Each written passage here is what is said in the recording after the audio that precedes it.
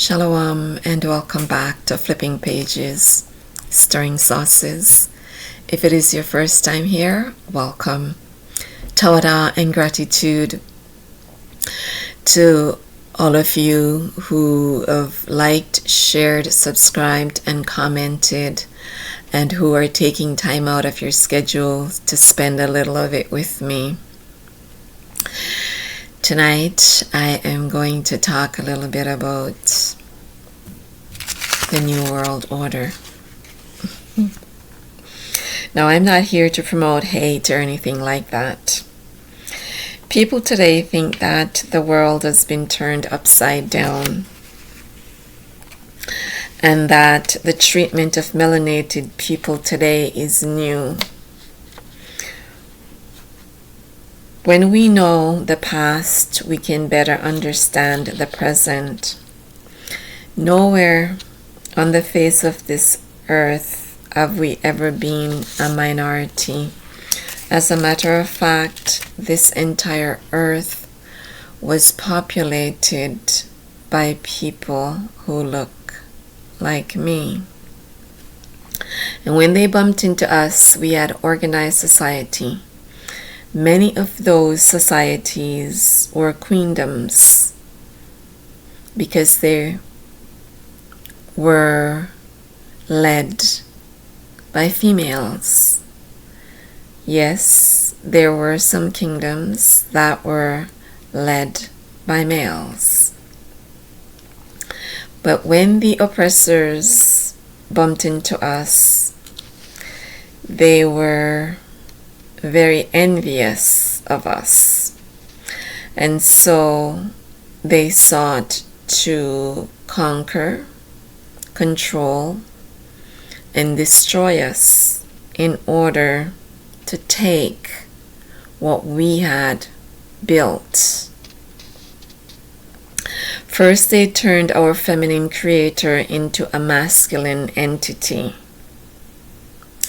And then they replaced her and her right-hand man with a false god, who we were punished into worshiping.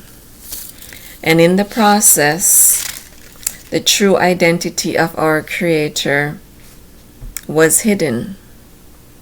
They took our language, our names, and our history and made it their own. They are very good at taking what is not theirs and making it their own. And that rings true to today.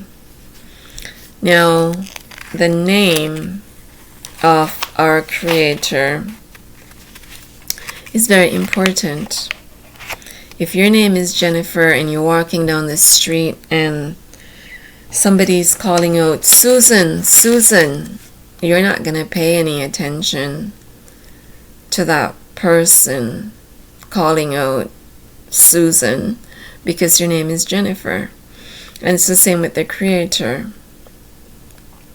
When you're calling up on a Creator that is not our Creator, and you're not calling up on our Creator by the true identity that you should be identifying the Creator as, Creator is not going to pay any attention to you, especially when you've been told the truth and you choose to ignore it. When you've been told the truth and you choose to ignore it, the Creator no longer winks at you, because once you know the truth, then you should be addressing the Creator in that manner. Now, they said we were savages. But who were the real savages? Who socialized and educated who? They tell us that when they arrived in the Americas, millions of us died. That is not true. They worked us and ate us almost into extinction. Those are not my words. Those are what's written in their private diaries and in history books that we were not allowed to view. That is when they had to get people from Africa and bring them to the Americas. In the case of Haiti, they consumed so much of the population that they brought people from Jamaica to Haiti to do the work. They tell us that when slaves were not sold or when they got old, they were disposed of. The truth is, they were consumed by the oppressors or taken into the woods and left there to die. When our ancestors rebelled against them, they were hung on trees, sometimes tied to horses that were facing different directions. And with a stroke of the whip, the horses went in opposite directions. And I don't have to describe to you what happens to the person who was tied to those horses. Others' mouths were defecated in, and they had to hold that feces in their mouth until sundown.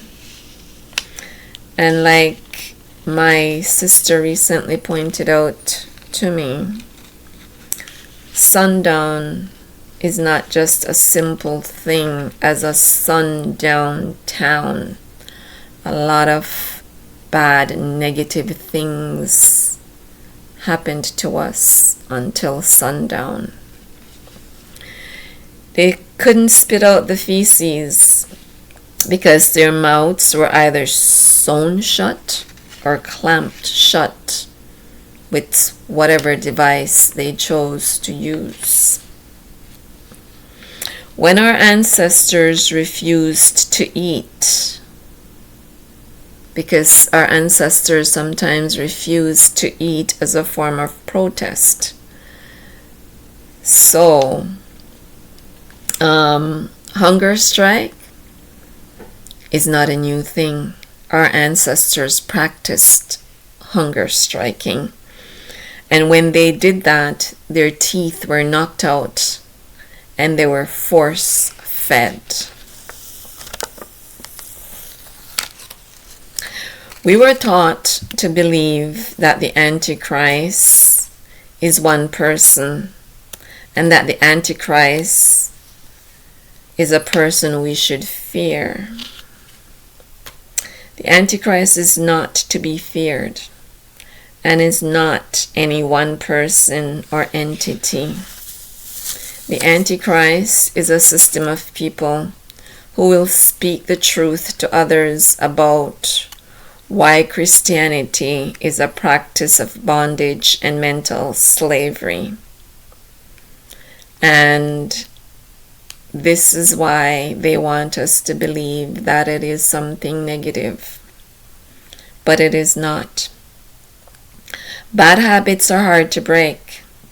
And that is why so many hold on so tightly to a Zeus, who is the false god that was given to us. They tell us not to look at the sun because it will make us go blind. They claim that it is yellow, orange, golden, or maybe even a little red. None of that is true. I have looked into it, and it is none of that, but it is beautiful. They tell you to stay out of the sun, that it is not good for you and that it damages your skin. The sun is good for you. It provides vitamin D, especially in the early morning. It speaks to the melanin, especially when you're barefooted and grounded. Moderation is the key to everything. They have taught us to be afraid of the New World Order. It is not something to fear. They want you to fear it because they are losing their grip on power. and they will not be able to control the new world order. They will no longer run things. Things will run them. And things are already running them because the switch has taken place. And they are already begging for mercy. You see, because of what they have done to us in the past and continue to do to us today, they think that we are going to do the same thing to them once we are in control. And make no mistake, we will be in control because we are the head and not the tail. So there's no need to fear us. We don't need to do anything to the oppressors or the people currently in control or the entities currently in control. They will self-destruct. France right now is a prime example of that. Their greed and their wickedness in how they treated people that they colonized, or the people who they colonized, along with their arrogance, has caused them to self-destruct. The shift has taken place, and it will get a lot crazier before it gets better. People are worrying about World War III.